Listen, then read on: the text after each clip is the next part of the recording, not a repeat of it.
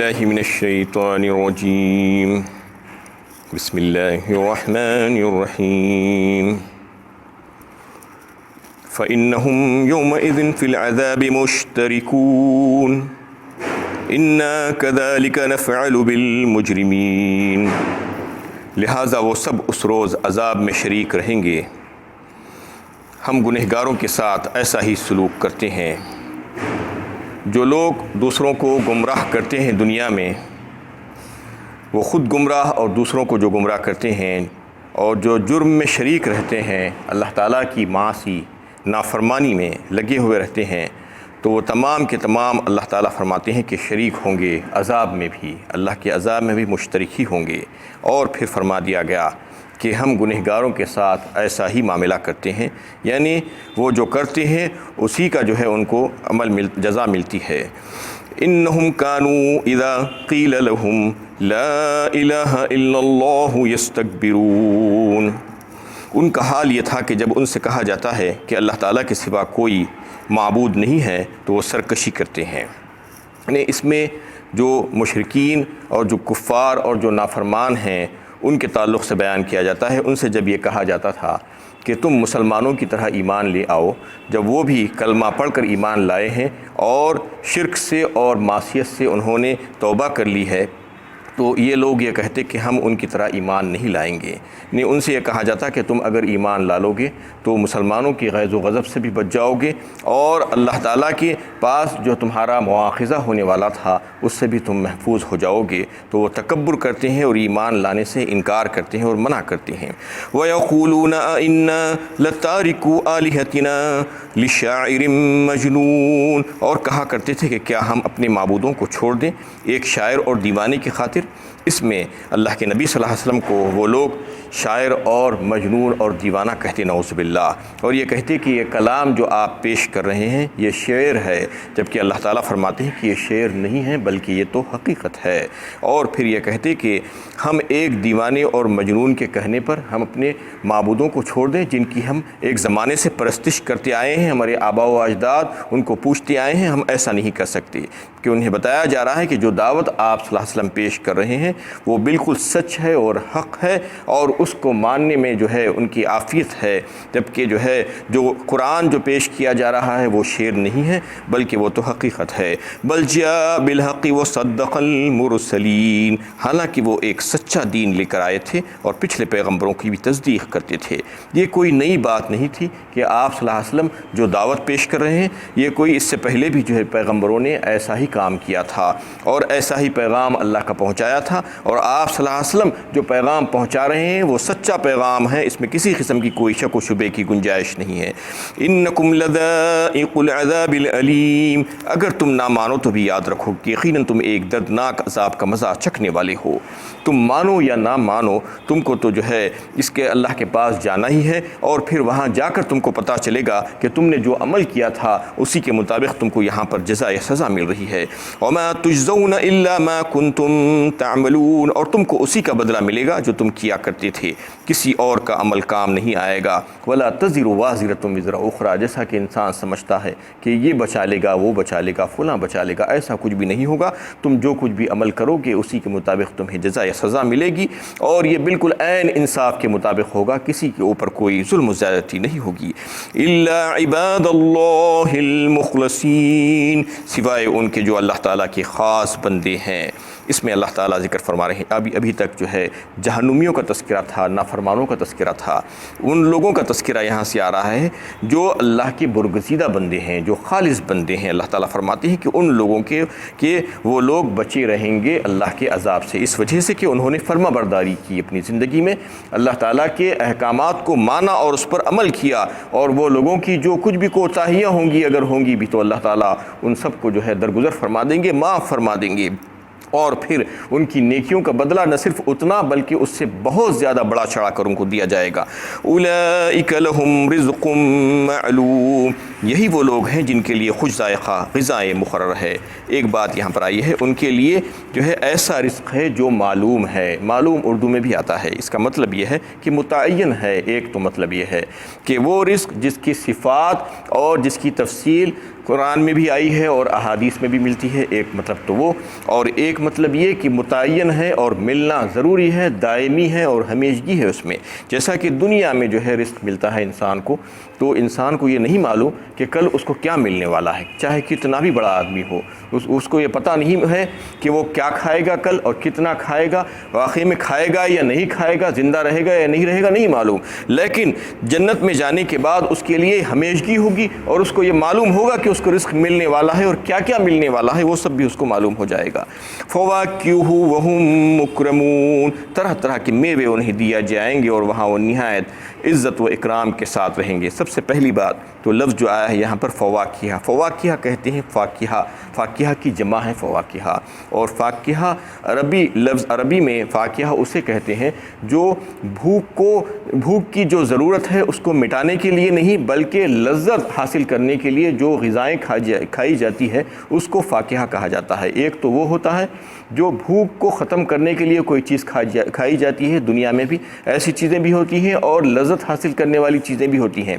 جیسا کہ انسان کو بھوک لگتی ہے تو کھانا کھاتا ہے تو بھوک کو مٹاتی ہے، اور فاکہہ جو ہوتا ہے یہاں پر بھی جو جسے میوہ کہا جاتا ہے، میوہ کیوں کھاتے ہیں لوگ؟ اس کی جو ہے لذت حاصل کرنے کے لیے، اس سے جو ہے بھوک نہیں مٹتی۔ ویسا ہی یعنی جنت میں اللہ تعالیٰ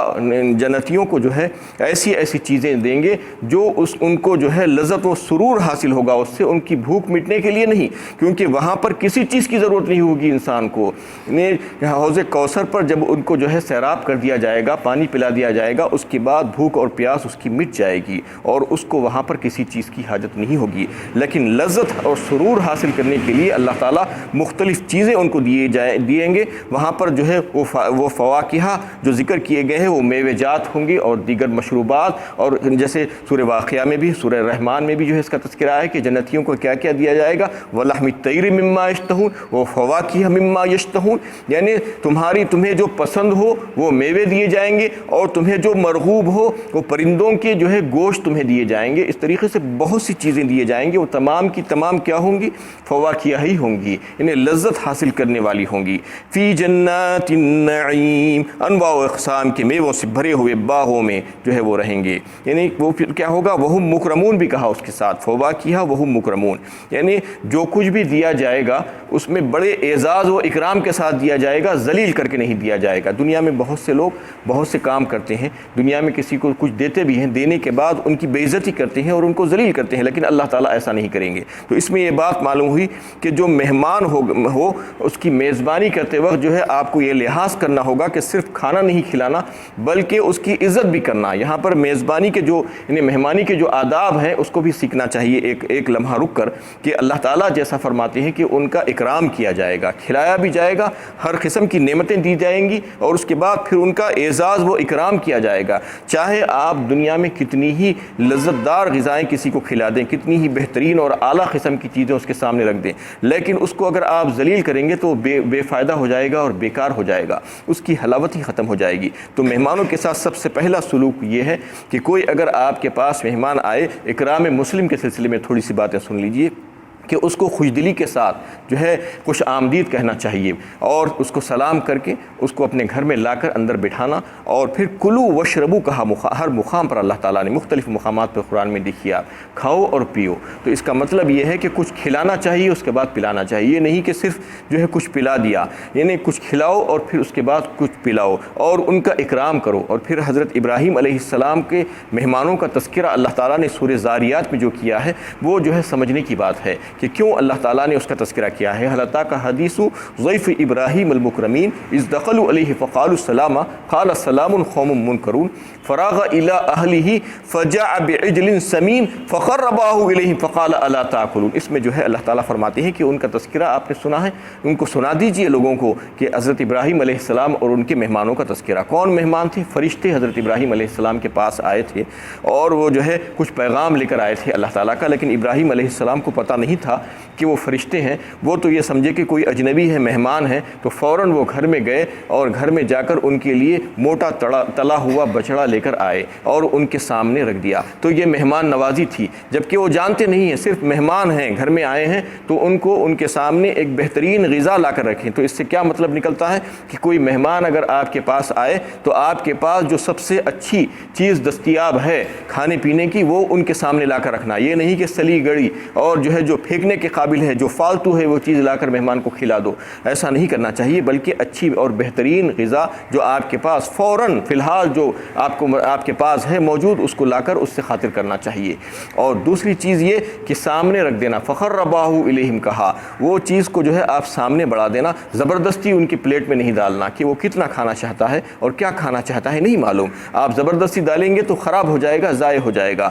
تو یہ بھی ایک اصول جو ہے مہمان کو جو ہے مہمان کے ساتھ مہمانداری کا جو ہے بتایا گیا ہے کہ قریب رکھ دینا اور دور یعنی اس کو دور نہیں رکھنا اور اس کے پلیٹ میں بھی نہیں اڈلنا، اور پھر اس کو دیکھتے نہیں ٹھہرنا، اس کے سامنے رکھ دے کہ آپ تھوڑا سا ہٹ جانا چاہیے۔ اور جو ہے اس کے تعلق سے بے شمار آیتیں اور احادیث ملتی ہیں آپ کو کھانا کھلانے کے تعلق سے، کھانا کھلانے کے تعلق سے یتیموں، مسکینوں، یتیموں، اسیروں اور جو ہے غلاموں کے تعلق سے تو بہت سی آیتیں ملتی ہیں آپ کو۔ اس کے علاوہ بھی جو ہے یعنی جو رشتہ دار ہیں، جو اقربا ہیں، ان کے ساتھ حسن و سلوک کی جو ہے بے شمار آیتیں آپ کو ملیں گی اور احادیث ملیں گی کہ ان کے ساتھ اچھا سلوک۔ اور حدیثوں میں بھی جو ہے ایک حدیث آپ کو جو ہے معلوم ہوگی کہ اللہ کے نبی صلی اللہ علیہ وسلم نے 4 باتیں جو بتائی تھی، یہ کہا تھا کہ یہ 4 کام اگر تم کر لو گے تو پھر تم بڑی آسانی کے ساتھ اور امن کے ساتھ جنت میں داخل ہو جاؤ گے۔ اس میں سب سے پہلی بات یہ تھی کہ سلام کو پھیلاؤ، چاہے تم کسی کو جانتے ہو یا نہ جانتے ہو ان کو سلام کیا کرو۔ اور دوسرے یہ کہ کھانا کھلایا کرو، کھانا کھلانے کے تعلق سے فرما دیا، یہ نہیں کہا کہ غریبوں کو کھلاؤ، محتاجوں کو کھلاؤ، فقیروں کو کھلاؤ، کھانا کھلاؤ، سب کو کھلاؤ،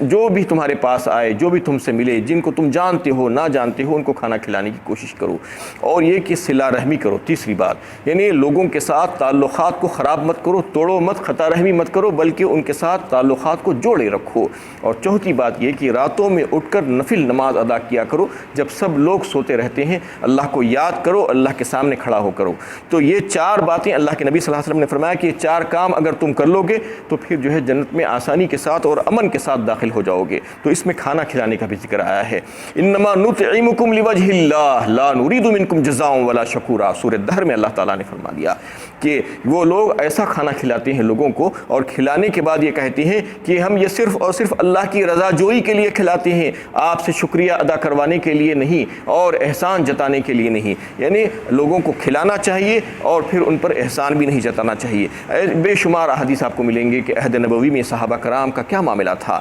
کوئی باہر سے آ جاتا، مسافر آ جاتا، مہمان آ جاتا تو ایک پہ ایک وہ لوگ جو ہے کہتے کہ ہم ان کو لے کر چلے جائیں گے، ہم ان کو لے کر چلے جائیں گے، اور صحابہ کرام جو ہے ان میں سے جو ہے ان کو لے کر جاتے، جبکہ وہ لوگوں کے گھروں میں خود کھانے کے لیے کچھ نہ ہوتا تھا۔ وہ لوگ جو ہے گھر میں اندھیرا کر دیتے اور بیوی سے کہتے، بعض ایسے واقعات بھی آئے ہیں، پیش ہوئے ہیں کہ چراغ کو گل کر دو اور مہمان کے سامنے جو کچھ بھی ہے رکھ دو، اور اپنے بچوں کو اور جو ہے سلا دو، اور ایسا کر دو کہ برتن میں کچھ پتھر ڈال کر اس کو ہلانا شروع کرو تاکہ مہمان کو معلوم نہ ہونے پائے اور یہ سمجھے کہ یہ بھی کھا رہے ہیں، تھوڑا سا ہوتا وہ مہمان کے سامنے رکھ دیتے۔ تو اس طریقے سے جو ہے صلہ رحمی کو قائم کرنے کے لیے بہترین ذریعہ ہے۔ رشتہ داروں کے ساتھ بھی جو ہے حسن سلوک اور دوستوں کے ساتھ بھی حسن سلوک، یعنی بے شمار آیتیں آپ کو ملیں گی، وبالوالدین احسانا وذی القربی والیتامی والمساکین۔ یہ کیا ہے اس میں؟ یعنی والدین کے ساتھ حسن سلوک سب سے پہلا جو ہے آپ کے لیے ذمہ داری بنتی ہے،